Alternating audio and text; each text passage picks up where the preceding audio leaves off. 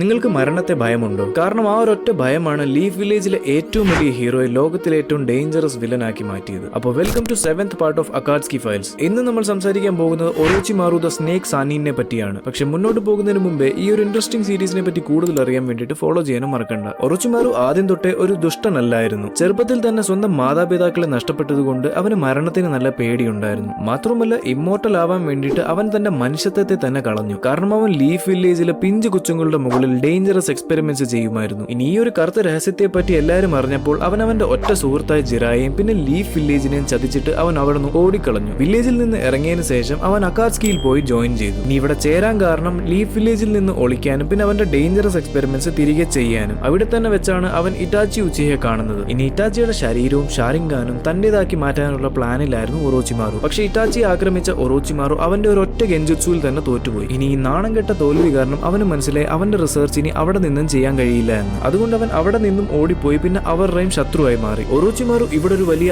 ആപത്തായിരുന്നു. കാരണം ഇവൻ മരണത്തെ വെട്ടിച്ചുകൊണ്ട് വേറൊരു ശരീരത്തിൽ എല്ലാ പ്രാവശ്യവും പോയി പുനർജനിക്കുമായിരുന്നു. പക്ഷെ ഇവിടുത്തെ ഏറ്റവും വലിയ ട്വിസ്റ്റ് വരുന്നത് 4th ഗ്രേറ്റ് നിഞ്ച വാറിലാണ്. ലീഫ് വില്ലേജിനെ എപ്പോഴും തകർക്കുമെന്ന് പറഞ്ഞു നടന്ന ഒരാൾ പെട്ടെന്നാണ് ഒരു രക്ഷകന്റെ രൂപത്തിൽ തിരിച്ചു വരുന്നത്. ഇവിടെ നമുക്ക് കാണാൻ സാധിക്കുന്നത് ലോകത്തൊരു ആപത്ത് വരുന്ന സമയത്താണ് ശത്രുക്കൾ പോലും നമ്മുടെ കൂടെ കൈകോർക്കുന്നത്. അപ്പോൾ ഈ ഒരു ക്യാരക്ടറിനെ പറ്റി ഇത്രമാത്രം. So stay tune for more.